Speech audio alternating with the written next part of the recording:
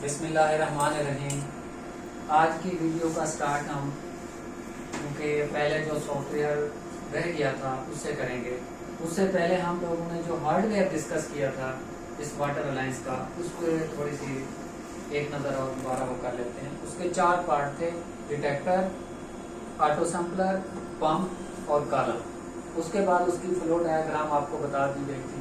So simple थी। Solvent in हो रहा है पंप में, पंप से आउट हो रहा है कॉलम में, कॉलम से आउट हो रहा है डिटेक्टर, डिटेक्टर से वेस्ट। अब क्योंकि हमारी मशीन रेडी है, इसका डिटेक्टर भी, इसका मॉड्यूल भी, तो हम लोग इसका सॉफ्टवेयर पे काम करने जा रहे हैं। तो उसके लिए हम लोग इसका सिस्टम ऑन कर लेते हैं।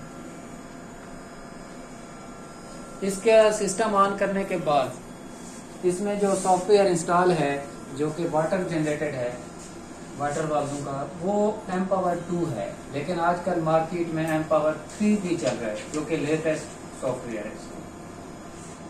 तो जब तक ये विंडो ओपन होती है हम दोबारा इस चीज़ को देख लेते हैं कि सॉल्वेंट ए, सॉल्वेंट बी, सॉल्वेंट सी और सॉल्वेंट डी, 4 पंप।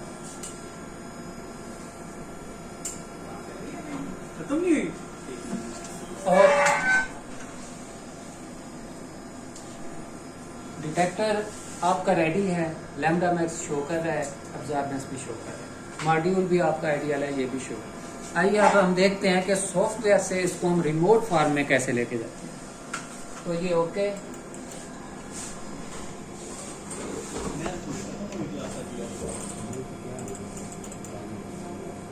M-2, इसमें हम इसका यूजर नेम जो कि डिफॉल्ट में सिस्टम और मैनेजर पासवर्ड यूज करते हैं।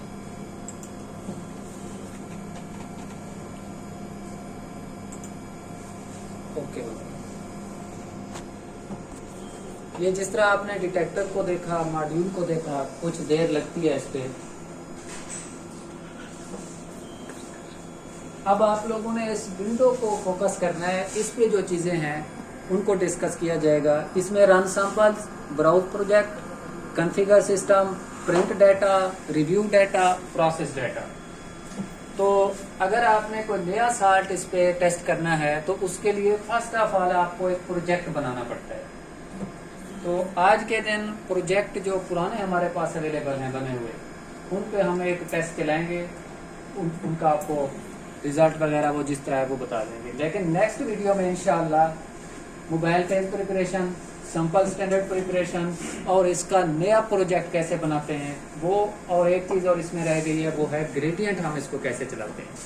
आज हम इसको एसोक्रेटिक पे चला रहे हैं, जो कि अब जब हमारे पास प्रोडक्ट बना हुआ है पहले, तो फिर हम ना इस कॉन्फ़िगर सिस्टम में जाएंगे, ना ब्राउज प्रोजेक्ट में जाएंगे, बल्कि रन सैंपल्स में जाएंगे। हमारे पास ऑलरेडी वो प्रोजेक्ट मौजूद होंगे। तो रन सैंपल्स में हम लोग इस वक्त एक हमारा प्रोडक्ट है उसकी तरफ जा रहे हैं जिसको हमने हाईलाइट किया हुआ है। और आपने कभी इसके use quick start, use open access को नहीं छेड़ना, आपने जस्ट ओके का बटन क्लिक करना है। अब ये उसी तरह फिर सारे पैरामीटर्स इसके साथ कनेक्ट करेगा, डिटेक्टर को भी चेक करेगा, मॉड्यूल को भी चेक करेगा, पंप के फ्लो को भी चेक करेगा। ये कुछ देर इस पे लग जाएगी। उतनी देर में हम थोड़ा सा HPLC को देख लेते हैं कि ये क्या चीज़ है, इसकी टेक्निक क्या है। क्योंकि ये 3 से 5 मिनट लेगा इसका सॉफ्टवेयर अपडेट होने में, कनेक्ट होने में। HPLC एक्चुअली है हाई परफॉर्मेंस लिक्विड क्रोमेटोग्राफी या हाई प्रेशर लिक्विड क्रोमेटोग्राफी।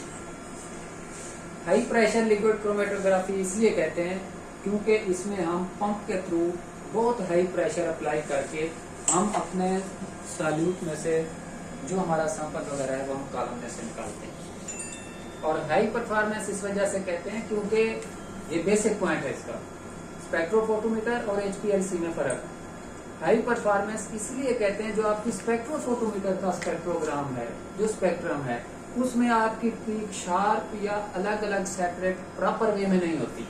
आप उसमें जस्ट लैम्डा मैक्स पुट करते हैं और वो से डोम सा बना होता है, वो वहाँ पे एरिया कैलकुलेट करते हैं। लेकिन इसमें हर कंपोनेंट आप बड़े अच्छे तरीके से उसको अलग अलग सेपरेट कर सकते हैं। रेजोल्यूशन बढ़ गई है यहाँ पे, इस वजह से इसको हाई परफॉर्मेंस क्रोमेटोग्राफी भी कहते हैं। असल में जो आजकल फार्मा लैब में, पेस्टिसाइड इंडस्ट्री में, बायोटेक वगैरह वगैरह में जो चीज़ सबसे ज़्यादा जो टेक्निक चल रही है वो HPLC की चल रही है और ये इंस्ट्रूमेंट इस्तेमाल हो रहे हैं। HPLC के 4 ब्रांड जो है ना वो बहुत मशहूर हैं। फर्स्ट ऑफ ऑल शिमेड्रो है, उसके बाद एजिलेंट है, वाटर्स हैं और परकेनेला एल्मर भी है। तो हम लोग वाटर पे भी वो करेंगे, शिमेड्रो पे भी करेंगे, बाकी भी जो है उनके लिए चलो। अब हमारा सॉफ्टवेयर कनेक्ट हो चुका है। वही प्रोजेक्ट जो हमारा पुराना बना हुआ था तो मैक्सिमाइज किया इसको।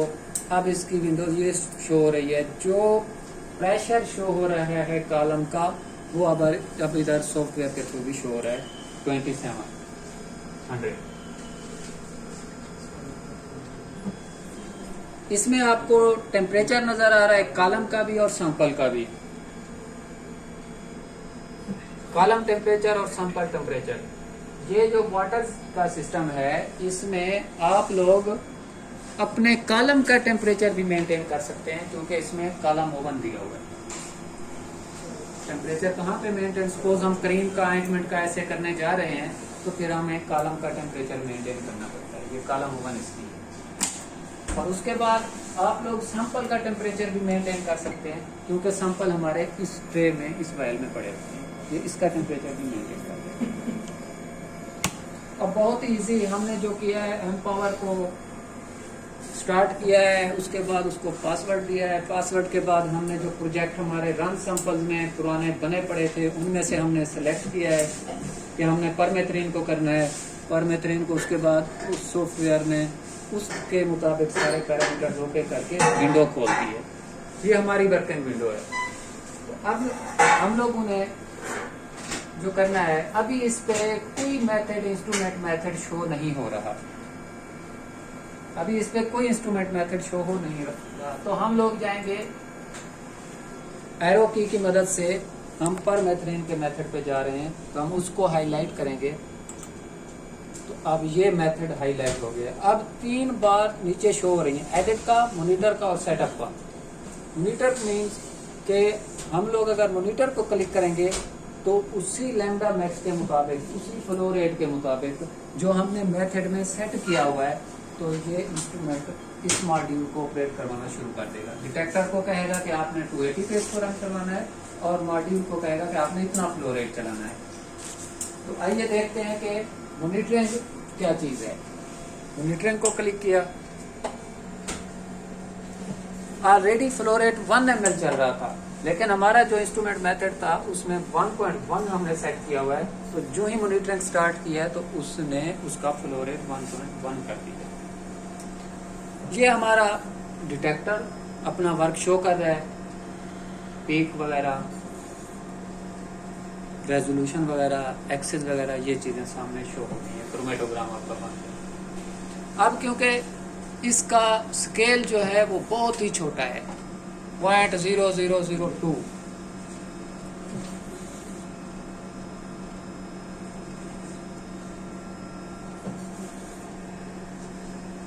अब इस विंडो को समझने की सबसे बेसिक चीज जो है वो ये है कि हम लोग यहाँ से कर्सर के थ्रू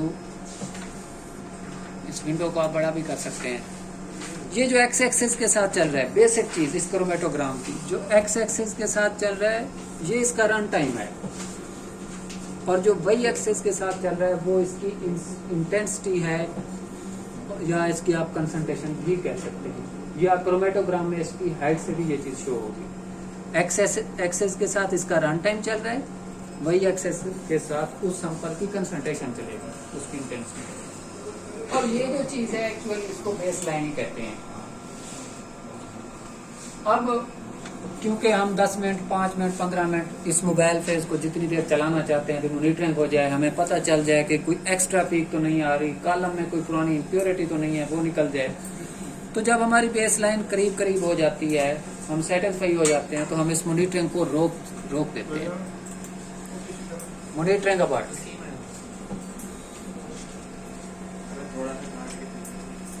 मॉनिटरिंग अबाउट। अब यहाँ पे वही मेथड शो रहा है, वही आइकॉन दोबारा हाईलाइट हो गए हैं।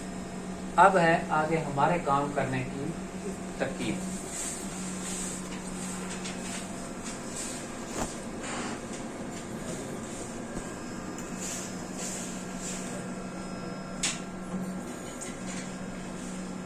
अब हम लोगों ने नेक्स्ट जो सैंपल सेट बनाना है उसकी तरफ जा रहे हैं कि हमने टेस्ट क्या करना है, कौन सा सैंपल हमने कहाँ पे रखा हुआ है। ये है असल आखिरी और बेसिक इसकी टेक्निक। तो इसमें हम लोगों ने ये फंक्शन वाले उसमें जब राइट क्लिक करेंगे तो वो ऑटोमेटिकली इंजेक्ट सैंपल्स का वो दे रहे हैं, लेकिन इस एरो की मदद से हम और भी ऑप्शन सेलेक्ट कर सकते हैं। तो फर्स्ट ऑफ ऑल क्योंकि हम अपने तसल्ली के लिए पर्ज इंजेक्ट करवाते हैं। पर्ज इंजेक्ट क्यों करवाते हैं? ताकि इंजेक्टर में कोई पुराने ट्रेसेस पड़े हैं किसी भी प्रोडक्ट के वो निकल जाए। तो इसमें एक ऑप्शन पर्ज इंजेक्ट का पड़ा है, हमने पर्ज इंजेक्ट को हाईलाइट किया। उसके बाद है नेक्स्ट मेथड कौन से वाले से करवाना है आपने, फ्लो रेट कौन सा चलाना है, लैम्डा मैक्स कौन सा चलाना है। हम कहते हैं जो हमारा रिलेटेड मेथड है हम उसी को सिलेक्ट कर लेते हैं। हमने वो मेथड सिलेक्ट कर लिया। अब नेक्स्ट आप चलाना कितनी देर चाहते हैं पर्ज इंजेक्ट को, 5 मिनट, 10 मिनट, 15 मिनट, 3 मिनट। तो इसमें जो है 7 मिनट से कम आप नहीं चला सकते, ये बिल्ट इन है इसमें। तो हम लोग मिनिमम 7 मिनट ही कर लेते हैं, 7 मिनट। अब नेक्स्ट रो में हम जाएंगे उसी तरह फिर। अब हमने एरो की मदद से पर्ज इंजेक्ट के बाद हम चाहते हैं कि हमारा कॉलम इक्विलिब्रेट हो जाए। किस चीज के साथ? इस मोबाइल फेस के साथ, ताकि कोई भी उसमें कोई नॉइज, कोई ऐसी वैसी चीज है, कोई इम्प्योरिटी है वो निकल जाए और एक बेड बन जाए, बेस लाइन स्ट्रेट हो जाए। उसके लिए हम इक्विलिब्रेट करते हैं अपने कॉलम पे मोबाइल फेस को। तो नेक्स्ट ऑप्शन पे हम इसका इक्विलिब्रेट करते हैं, वो भी उसी मेथड के साथ जो हमारा ऊपर मेथड सेलेक्ट हमने किया था। इसका भी आप रन टाइम कितनी देर के लिए देना चाहते हैं। अगर आपने ज़्यादा देर के लिए मोबाइल फेस चलानी है, कॉलम को सेट करना है, तो आप 7 मिनट मिनिमम दे सकते हैं। उससे ऊपर आप चाहे आप 10 मिनट दे दें, 20 मिनट दे दें, 30 मिनट दे दें, 15 मिनट। तो उसका भी हमने 7 मिनट कर दिया है। नेक्स्ट जो ऑप्शन है वो हमारे काम का है, वो है हम अब जा रहे हैं स्टैंडर्ड की तरफ, बेसिक चीज स्टैंडर्ड की तरफ। तो हम लोग इंजेक्ट स्टैंडर्ड को सिलेक्ट करते हैं। अब हमारे पास सैंपल भी प्रिपेयर्ड है और स्टैंडर्ड भी प्रिपेयर्ड। वो एक अलग आर्टिकल में हम डिस्कस करेंगे, हम सैंपल कैसे बनाते हैं, स्टैंडर्ड कैसे बनाते हैं मोबाइल। तो मेरे पास इस वक्त ये ट्रे ए में 1 नंबर पे स्टैंडर्ड बना पड़ा है पर मैथमेटिक। इसको 1 नंबर पे मैंने रख दिया और इधर भी मैं वायल नंबर 1 ही सिलेक्ट कर रहा हूँ। तो वायल नंबर 1 हो गया, इंजेक्ट स्टैंडर्ड फंक्शन में आ गया। अब इसमें जो भी नाम मैं लिखना चाहूँ वो लिखूंगा, स्टैंडर्ड लिख देता हूँ, स्टैंडर्ड। ये हमारे क्रोमेटोग्राम के ऊपर लिखा हुआ है। जो हमारा क्रोमेटोग्राम प्रिंट होगा, जो चीज मैं यहाँ पे लिख रहा हूँ उधर वो चीज लिखी हुई है। अब नेक्स्ट है जो बेसिक चीज, और इंजेक्शन वॉल्यूम आ रहा है माइक्रोलीटर में। हमारी ये लूप है 100 माइक्रोलीटर। 7 वाली वो उसमें मैंने आपको बताई थी 20 की, 5 की, 2 ml तक लूप बहरल जा सकती है। तो हमारी ये 100 माइक्रोलीटर की। आप 100 माइक्रोलीटर तक वॉल्यूम इसमें इंजेक्शन का पुट कर सकते हैं।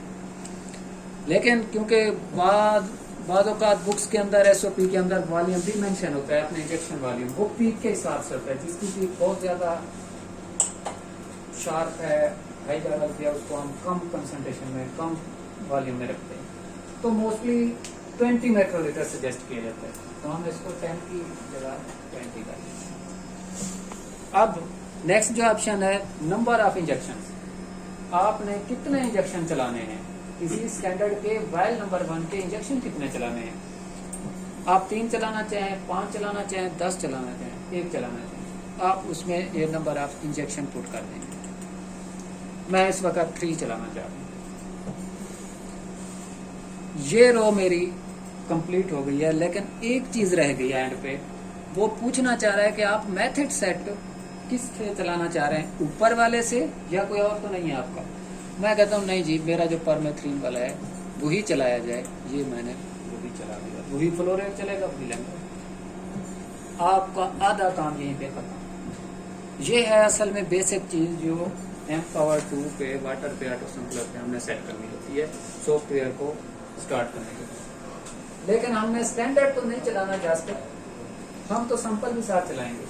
तो नेक्स्ट उसी तरह फंक्शन वाले उसमें जाएंगे, तो आपने राइट क्लिक किया तो इंजेक्ट स्टैंडर्ड आ रहा है, लेकिन हम चला रहे हैं सैंपल को, तो इसलिए इंजेक्ट सैंपल।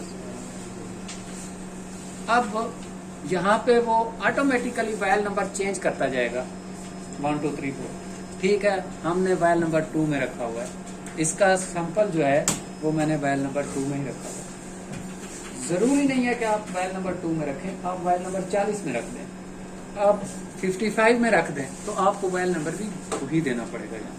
इसको कोई प्रॉब्लम नहीं है, आप जोन से वाला भी लिख देंगे, तरतीब है नहीं है इसने वही उठाना है, वही सिलेक्ट करना है। तो क्योंकि मैंने 2 में रखा हुआ था, 2 की बजाय मैं कर देता हूँ इसको ये 7 में, मैंने 7 में रखा, तो इधर भी वायल नंबर 7 ही कर देता हूँ। इधर भी हमें चेंज करना पड़ेगा क्योंकि हमारा ये स्टैंडर्ड नहीं है, नहीं तो क्रोमेटोग्राम पे स्टैंडर्ड लिखा आएगा, हम आइडेंटिफाई नहीं कर पाएंगे कि सैंपल की क्रोमेटोग्राम है या स्टैंडर्ड का। इधर हम सैंपल ही कर देते हैं। ठीक हो गया, हमारा सेट जो है अब मुकम्मल है। अब हमने जस्ट यही करना है कि इसको कमांड देनी है कि ये प्रोसेस ये सेट स्टार्ट कर दो। एक दफा मैं फिर रिवाइज कर देता हूँ कि हमारा ये जो सॉफ्टवेयर M-Power 2 है, अगर हमने बिल्कुल फ्रेश कोई नया प्रोडक्ट नया साल्ट इस पे टेस्ट करना है तो उसके लिए हमें पहले प्रोजेक्ट बनाना पड़ता है। जैसा कि ये प्रोजेक्ट का नाम ऊपर शो हो रहा है परमेथ्रिन क्लीनर।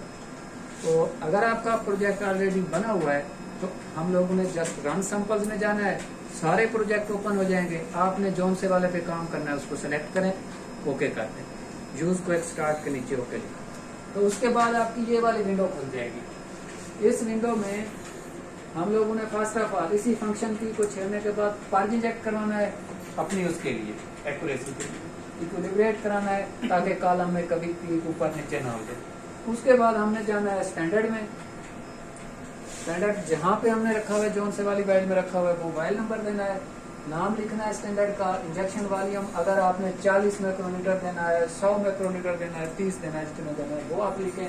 उसके बाद नंबर ऑफ इंजेक्शन का आपने कितने इंजेक्शन लगाने हैं वो पुट करें। उसके बाद इंजेक्ट स्टैंडर्ड तो ऑलरेडी हम अपनी उसके लिए सिलेक्ट करते ही करते हैं। आगे हमने मेथड सेट करना है, ये जो वाला मेथड आ रहा है हमने यही करें। उसके बाद इसी तरह सैंपल जिस वाइल में हमने रखा हुआ है नंबर में वो सिलेक्ट करना है। अब हमारा सैंपल सेट बिल्कुल रेडी है, तो अब हम लोग इसको चलाने जा रहे हैं। ये ग्रीन उसमें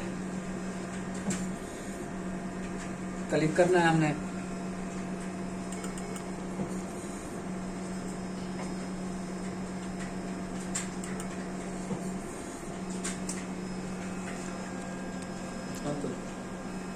तो अब हमारे पास ये सेट बन चुका है, हम इसको रन करने जा रहे हैं। तो ये विंडो आएगा, बेसिक चीज जो सेट करने वाली होती है। इसमें हम लोग अपने सैंपल सेट का या उस प्रोडक्ट का नाम लिखते हैं। तो इसमें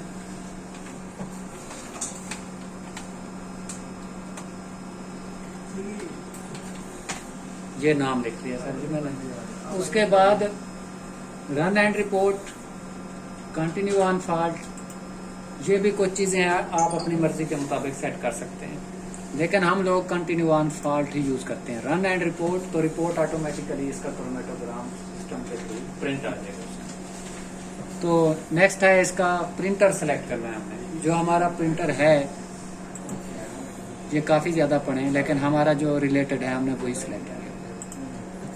अब जस्ट हम लोगों ने एक चीज और भी है इसमें जो कि कम एनालिस्ट इसको यूज करते हैं, इसका शट डाउन मेथड।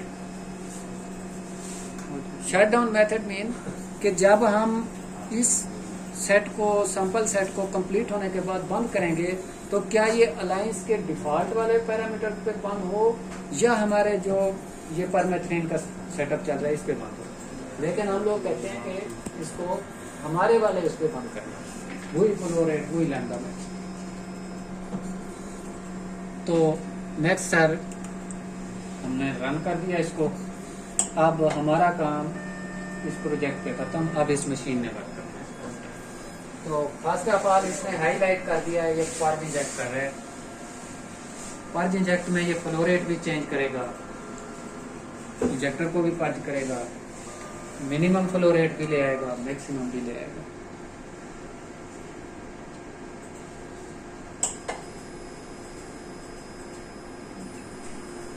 तो ये जिस तरह जोन से वाली रो कंप्लीट होती जाएगी उसको ये हाईलाइट करता जाएगा रेड कलर में।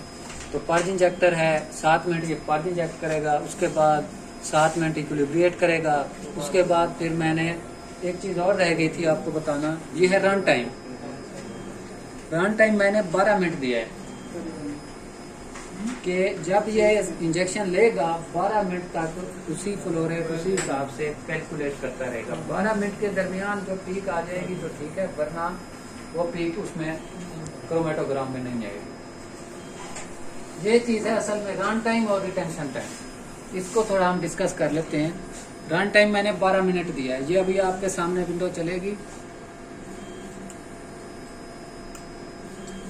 अब आपको यहाँ पे डिटेक्टर की कोई परफॉर्मेंस नजर नहीं आ रही। इसमें कोई परेशान होने वाली बात नहीं है, क्योंकि ये पर्ज कर रहा है तो वो कॉलम में से चीज नहीं गुजर रही। जैसा कि आपको पहले बता दिया गया है कि इस मॉड्यूल के पंप के पीछे से ही बाईपास होते हुए जा रहा है। जब चीज कॉलम में गुजरने के बाद डिटेक्टर से गुजरेगी तब वो उसका क्रोमेटोग्राम शो करेगा। ये जब इक्विलिब्रिएट पे आएगा तो तब ये उसका क्रोमेटोग्राम बनाना शुरू कर देगा, डिटेक्टर फंक्शनल हो जाएगा। अब एक ऑप्शन और भी इसमें है, वो ये है कि आपने एक इंजेक्शन आपका रन हो गया है, आप जो नेक्स्ट इंजेक्शन है फौरन उसके बाद चलाना चाहते हैं या आप 10 मिनट बाद चलाना चाहते हैं। वो इंजेक्शन डिले सिस्टम भी इसमें है, नेक्स्ट इंजेक्शन डिले, लेकिन हम लोग डिले नहीं करना चाहते, हम लोग उसके फौरन बाद ही चलाना चाहते हैं। वो हमने 0 ही कर दिया। आगे भी कुछ पैरामीटर्स हैं जो कि फिर डेप्थ में जाना पड़ेगा, लेकिन जर्नल एनालिस्ट जो आम है उसके लिए यही सफिशिएंट है, यहीं पे उसका काम मुकम्मल है। अब इस विंडो में जो चीजें शो हो रही हैं वो भी मैं डिस्कस कर देता हूँ। ये एक सैंपल सेट टाइम रिमेनिंग, उसने पूरा कैलकुलेट कर दिया है कि आपका पर्ज इंजेक्टर इतने मिनट चलेगा, इक्विलिब्रिएट इतने मिनट चलेगा, 3 सैंपल 3 स्टैंडर्ड इतने मिनट तक चलते रहेंगे, तो आपका टाइम कितना कंज्यूम होगा, 1 घंटा 31 मिनट समथिंग। जस्ट उसने उसको वो नहीं किया, रिमेनिंग का भी बता रहा है, और जब आपका न्यू सैंपल सेट टाइम कोई और आप सेट करेंगे तो वो भी बता देगा, ये पूरा कैलकुलेट करके। इसमें अब क्योंकि ना ये मॉनिटरिंग को शो कर रहा है ना सेटअप को शो कर रहा है, क्योंकि अब आपका सैंपल सेट चल रहा है। अगर आप अब इसको रोकना चाहते हैं तो आपको ये वाला आइकॉन यूज करना पड़ेगा जो रेड हुआ पड़ा है। इसको अगर आप क्लिक करेंगे तो ये फिर आपको कुछ और ऑप्शन देगा। कह रहा है अबर्ट नाउ, अभी आप रोकना चाहते हैं। अबर्ट आफ्टर वाइल इज कंप्लीटेड, आपकी कोई वाइल चल रही है जिसका दूसरा तीसरा या पहला इंजेक्शन, जब उसके इंजेक्शन पूरे हो जाए तब रोकना चाहते हैं, या अबर्ट आफ्टर इंजेक्शन, या अगर कोई आपका इंजेक्शन चल रहा है उस वक्त उसके बाद रोकना चाहते हैं, या आप इस लाइन से इस लाइन को स्किप करके स्टैंडर्ड को स्किप करके आप सैंपल पे जाना चाहते हैं। ये सारी ऑप्शन वो आपको देगा। अगर अबर्ट नाउ करेंगे तो इसी हालत में इसको बंद कर देगा, वरना जो हम सेलेक्ट करेंगे उसके हिसाब से ये अपनी प्रोग्रेस शो करेगा। अब पर्ज इंजेक्टर, लेकिन हम लोग इसको करना नहीं चाहते, ये जस्ट इंफॉर्मेशन के लिए वो किया है, तो हम इसको कैंसिल कर देते हैं। नेक्स्ट जो विंडो शो हो रहा है सर, इसमें शो हो रहा है प्रेशर का। जो प्रेशर इस पे आ रहा है सेम वही प्रेशर इधर भी शो हो रहा है। प्रेशर 2.3, क्योंकि ये पर्ज इंजेक्ट कर रहा है तो कॉलम में से तो गुजर ही नहीं रहा, इसलिए इसका प्रेशर ही 1.8 psi 2.3 समथिंग, कुछ भी नहीं, और होना भी नहीं चाहिए क्योंकि ये कॉलम से नहीं डायरेक्ट लाइन गुजरती। इसके अंदर एक और चीज़ है हाई लिमिट प्रेशर, वो भी हम मेथड में सेट करते हैं। इस वक्त हमने 5000 psi दिया है, आप इसको 4000 रख सकते हैं, 3000, 2000, जो लिमिट आपने रखी होगी। जब प्रेशर उस लिमिट को टच करेगा तो ये पंप को सिस्टम बंद कर देगा, ताकि कोई प्रॉब्लम या कोई ट्रबल शूट ऐसी पंप की सील मोस्टली खराब हो। लो लिमिट भी है इसमें कि अगर 1500 पे आए तो रुक जाए, लेकिन हमने लो लिमिट 0 सेट। नेक्स्ट सर एक बेसिक चीज वो ये है कि इसमें फ्लो शो हो रहा है, फ्लो ml पर मिनट। अब जो सॉल्वेंट जो पंप चल रहा है उसको शो कर रहा है कि 100% आपका ए चल रहा है। आपकी ये वाली लाइन जो ए है, जो सॉल्वेंट ए है, ये 100% इसी से ही फ्लो ले रहा है। और नीचे ये जो साइन बना हुआ है, अगर आप इसका फ्लो रोकना चाहते हैं, जस्ट फ्लो, तो फिर आप इसको करें। अब क्योंकि ये इसका क्रोमेटोग्राम वाला सेक्शन साइड पे है तो परेशान होने की जरूरत नहीं है, हम इसको इस कर्सर के थ्रू यहाँ भी लेके आ सकते हैं।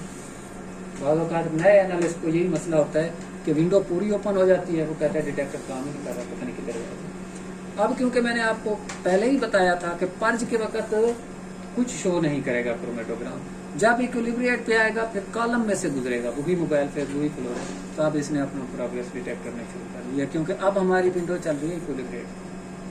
और उसने फ्लो रेट भी जो मैंने दिया था वही शुरू कर दिया 1.1, और प्रेशर आपके सामने, कहाँ 2.8, कहाँ 1.8, कहाँ ये 3000 के राउंड अबाउट 2948।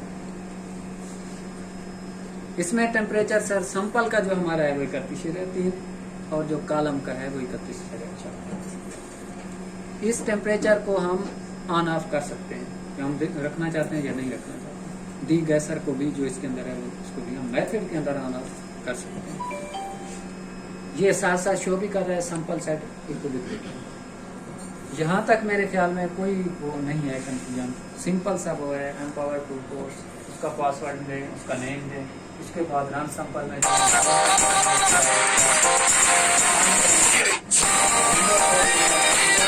आप लोगों ने पर्ज इंजेक्टर इक्विलिब्रिएट स्टैंडर्ड और सैंपल की वो वायर जहाँ पे पड़ी है नाम मेंशन कर देना है, मेथड मेंशन कर देना है, और उसके बाद आपने उसको स्टैंडर्ड और सैंपल को रन टाइम लाजमी मेंशन करना है कि आपकी पीक, क्योंकि आप ऑलरेडी काम कर चुके हैं, 5 मिनट पे है, 7 मिनट पे है या 12 मिनट पे है, तो आप लोगों ने रन टाइम लाजमी देना। नेक्स्ट सर एक और चीज है कि अगर हम इस मेथड को एडिट करना चाहते हैं, हमारा प्रोजेक्ट तो ऑलरेडी जो बन चुका वो तो नाम दिया जा चुका है, लेकिन अगर हम इसको एडिट करना चाहते हैं, इस मेथड को, इसकी कोई वेवलेंथ चेंज करना चाहते हैं, इसका फ्लो रेट चेंज करना चाहते हैं, इसका डीगैसर ऑन ऑफ करना चाहते हैं, इसका सैंपल टेम्परेचर ऑन ऑफ करना चाहते हैं, तो हम लोग एडिट में जाएंगे। एडिट के बाद आपके पास ये विंडो खुलेगी। इस विंडो में वो खुद ही दो चीजें शो कर रहा है, मॉड्यूल को भी शो कर रहा है सेम यही शेप, और डिटेक्टर को भी 486 नाम के साथ शो कर रहा है। तो जो सेटिंग्स मॉड्यूल में है, आखिरी इसकी एम्पावर 2 पर आखिरी फंक्शन जो है वो यही डिस्कस किया जा रहा है। तो इसमें फर्स्ट ऑफ ऑल सर ये, क्योंकि ये हाईलाइट है, ये हमारे इस मॉड्यूल से रिलेटेड सारी सेटिंग, हम लोगों ने जर्नल में जाके आप लोग जो मैंने आपको लूप का वॉल्यूम बताया था, सैंपल लूप, उसकी आप सेटिंग कर सकते हैं। उसके बाद सरेंज का नॉर्मल है, जल्दी करना है आपने फास्ट, क्योंकि नॉर्मल इसलिए रखते हैं कि ये ना हो कि बस वो फौरन सरेंज जाए और किसी गलत जगह पे वो पुश हो। तो नेक्स्ट सर इसमें डी गैस का ऑप्शन है, डी गैस हमने ऑफ किया, ऑन भी हम कर सकते हैं। जो ग्रेडिएंट जब हम चलाते हैं तब हमें इसको ऑन करना चाहिए। अब तो क्योंकि एक ही सॉल्वेंट गुजर रहा है, एसोक्रेटिक भी इसी को कहते हैं, जिसमें एक सॉल्वेंट गुजरे, जिसकी आप कंपोजिशन चेंज ना कर पाए, वो एसोक्रेटिक। नेक्स्ट सर दी गैस। उसके बाद इवेंट्स, अगर कुछ आपने लिखना है, वैल्यू वगैरह एडिट इसमें करनी है, टाइम वगैरह, तो वो लिखें। उसके बाद बेसिक जो चीज़ है वो फ्लो है। हमारा जो करंट चल रहा है वो 1.1 चल रहा है और 100% ए चल रहा है। अगर हम इसको चेंज करना चाहें, 1.1 की बजाय हम चाहते हैं कि 1.5 कर दें, यहाँ पे चेंज करेंगे। इसी विंडो में एक ऑप्शन आ रहा है, ये सर बहुत ही अहम आइसोक्रेटिक और ग्रेडियंट के मुताबिक हमने, क्योंकि सिंगल लाइन चलाई हुई है इसलिए वो खुद आइसोक्रेटिक ही शो कर रहे हैं। अगर हम ग्रेडियंट का करेंगे, ये मैं चेंज करके देखता हूँ, तो ये देखें उसने सारे पंप खोल दिए। कहता है ए कितने परसेंट चलाना है, बी कितने परसेंट, सी कितने परसेंट, कोई माफी नहीं है। जब ग्रेडियंट में जाएंगे तो आपको लाजमी कुछ ना कुछ 2, 3, 4 पंप यूज करने पड़ेंगे, क्योंकि उसने मिक्स करना है आपस में। तो आइसोक्रेटिक पे जब जाएंगे तो फिर वही सिंगल है, वो कहेगा एक ही चला सकते हैं आप, एक से ज्यादा पंप नहीं जा सकते। ये ओरिजिनल उसका था। अब जो प्रेशर लिमिट है वो भी हम यहाँ ही सेट करते हैं। अब 5000 है, हम इसको 4000, 3000 यहाँ पे सेट करेंगे। लो लिमिट हमने कुछ नहीं सेट किया। टेम्परेचर, इसमें देखें सर, कॉलम टेम्परेचर को मैंने ऑफ किया हुआ है, सैंपल टेम्परेचर को भी ऑफ किया हुआ है। अगर हम ऑन करना चाहें तो ये फिर इधर पुट करना पड़ेगा कि आप कितना रखना चाहते हैं, और ये सैंपल वाले को भी फिर ये हाईलाइट। प्लस माइनस भी ये देता है कि आपने 25 प्लस माइनस 5 कितने फ्लक्चुएशन, इसको डिसेबल। ये है आप सॉल्वेंट सर, सॉल्वेंट ए में मेथनॉल मैंने लिखा है ना, मेरा मेथनॉल है, बी में मेरा एसीटोनाइट्राइल है, सी में मेरा कोई बफर है, तो भी हम लिख सकते हैं। चैनल पे आपको जाने की जरूरत नहीं है, क्योंकि ये डिटेक्टर के पीछे का पार्ट है उसके सीखने। तो अब हम लोग आ जाते हैं, क्योंकि मॉड्यूल की इसकी सेटिंग हमने मुकम्मल कर ली। अब हम आ जाते हैं डिटेक्टर की तरफ। उसमें सैंपलिंग रेट, पोलैरिटी, और हमारे काम की जो चीज़ है वो है वेवलेंथ। परमेथ्रिन क्योंकि 280 पे मोस्टली वो है, तो इसलिए हमने यहाँ पे 280 मेंशन किया। ये हमारा सारे पैरामीटर्स जो ये मशीन चला रही है वो यही सेट है, लेकिन किसी चीज़ को मैंने छेड़ा नहीं है, जस्ट चेक करने के लिए वो किया है। तो इसको मैं बंद कर देता हूँ। Save changes to permethrin cream, मैं कहता हूँ नहीं, अगर कहीं पे मैंने कोई चीज़ ऑन ऑफ किया तो वो भी मैं नहीं कर सकता। नो, इक्विलिब्रिएट का टाइम 7 मिनट खत्म हो गया। अब हमारा ये वाइल नंबर 1 से स्टैंडर्ड लेगा। अब ये विंडो शो कर रहा है preparing for injection, waiting for injection.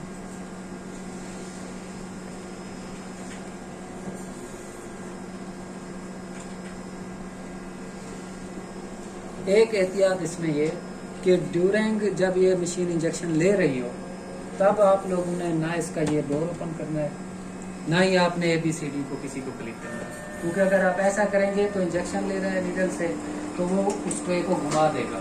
जब घुमाएगा तो अगर A में से वो इंजेक्शन ले रहा है और आपने C घुमा दिया तो से उसकी नीडल C, ये वही नीडल वॉश कर रहे हैं। हर इंजेक्शन से पहले नीडल वॉश कर रहे हैं, वो एयर बबल जो उसका साउंड वगैरह।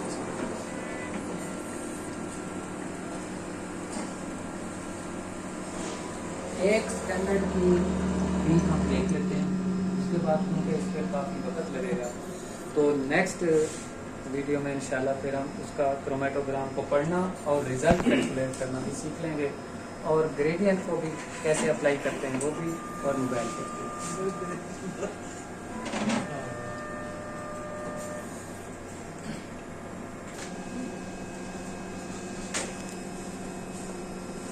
तो अब क्योंकि ये अभी तक जो हमारा सैंपल है वो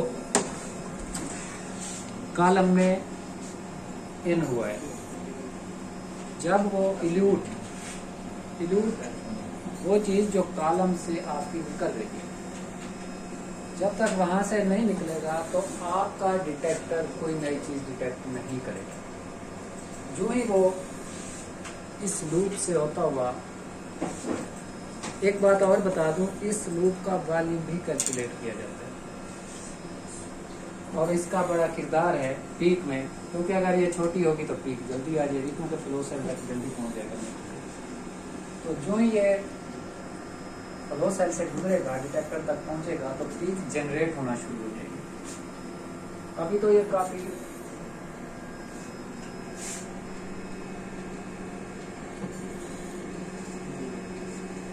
ये देखिए, ये आपकी पीक स्टार्ट हो गई। और अगर आप डिटेक्टर पे देखें तो वहां भी आपकी एब्जॉर्बेंस शो हो रही है। अब 132, 120, तो जब वहां पे एब्जॉर्बेंस कम होना शुरू हुई है, यहाँ पे पीक नीचे आना शुरू हो गई है।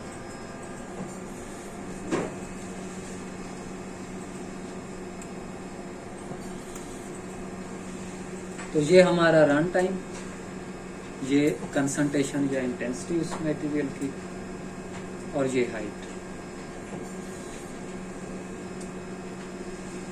तो इसमें जो बेसिक चीज है, एक तो रन टाइम ये 12 मिनट, हमें आइडिया था कि हमारी पीक 4 मिनट 5 मिनट पे आ जाएगी, हमने 12 मिनट का रन टाइम दिया। और नेक्स्ट जो चीज है जो बेसिक है वो ये है कि रिटेंशन टाइम, तो ये पीक 4 मिनट पे आ रही है, तो हमारा रिटेंशन टाइम 4 मिनट है। रिटेंशन टाइम का मतलब ये है कि वो कंपोनेंट कॉलम के अंदर कितनी देर स्टे करता है, या कॉलम के अंदर कितनी देर सस्टेन रहता है वो कंपोनेंट जो मिक्सचर में था, जो हमारा रिलेटेड था, परमेथ्रिन था, वो कितनी देर कॉलम के अंदर रहा है, कितनी देर उसने स्टेशनरी फेज के साथ वीक बॉन्ड बनाए रखा है। दो चीज। उसके बाद है हम लोग कैलकुलेट कर लेंगे, जो कि इस रीडर की मदद से कैलकुलेट करेंगे। डिटेक्टर सिग्नल दे रहा है हमारे सॉफ्टवेयर के रीडर को, जो कि ये पीक जनरेट कर रहा है, वो कैलकुलेट कर देगा कि इसका एरिया कितना है स्टार्ट से एंड तक, फ्रंट से टेल तक। तो जब हम 3 स्टैंडर्ड लगा लेंगे, उनका retention time, run time, area, height, फिर हम 3 स्टैंडर्ड का जो एरिया होगा उनको प्लस करके एवरेज निकाल लेंगे। इसी तरह 3 सैंपल का भी जो एरिया होगा क्रोमेटोग्राम में उसी रिटेंशन टाइम पे, वो भी हम उसका तीनों को जमा करके उसका एवरेज निकाल लेंगे। फिर आगे जो रिजल्ट कैलकुलेट करने वाली बात है वो कोई इशू इतना है नहीं। Sample area over standard area multiply, अगर आपने जो सैंपल बनाया है या स्टैंडर्ड बनाया है, अगर सैंपल और स्टैंडर्ड दोनों सेम कंसंट्रेशन के आपने बनाए हैं, दोनों में सेम मटेरियल जाता है, सेम स्ट्रेंथ में सेम वेट लिया है, तो फिर तो आपको कंसंट्रेशन लगाने की जरूरत नहीं है। Otherwise area of sample over area of standard multiply concentration of standard, ये उलट हो जाता है। Concentration of standard over concentration of sample, अगर फर्क है तो मल्टीप्लाई 100, ये हमारा रिजल्ट आ जाएगा परसेंटेज। तो वो हम नेक्स्ट इंशाल्लाह वो क्रोमेटोग्राम सामने होंगे तो हम लोग उसको कैलकुलेट करेंगे कि हमारा कितने % रिजल्ट बना है, रिटेंशन टाइम कितना क्रोमेटोग्राम में आया है और रन टाइम में। बाकी एक आर्टिकल वो अलग से HPLC के मुतालिक कि है क्या चीज़ HPLC, कितनी टाइप्स हैं इसकी। जो हम यूज कर रहे हैं ये हमारी है reverse phase chromatography. Normal phase भी है लेकिन 99% रिवर्स फेज यूज हो रही है। वो रिवर्स फेज इसलिए हम कहते हैं कि जो हमारा कॉलम है वो है स्टेशनरी फेज, वो तो कांस्टेंट है, रुका हुआ है, उसके अंदर जो पैकिंग है। और दूसरा मोबाइल फेज, वो जो मूव कर रही है, जो हमारी स्टेशनरी फेज है, जो हमारी स्टेशनरी फेज है वो है हाइड्रोफोबिक, और जो हमारी मोबाइल फेज है वो है हाइड्रोफिलिक। पोलैरिटी की बेस पे HPLC काम कर रहा है, पोलैरिटी की बेस पे। एक पोलर है, दूसरा लेस पोलर। अगर दोनों सेम हो जाएंगे तो फिर वही एब्जॉर्प्शन काम खराब, पैकिंग ही निकल जाएगी कॉलम। तो कॉलम जो हमारा है नॉन पोलर है, ये थोड़ा अलग से फिर आर्टिकल को डिस्कस करेंगे, उससे फिर मजीद ये मजेदार बन जाएगा कि HPLC कैसे काम करता है।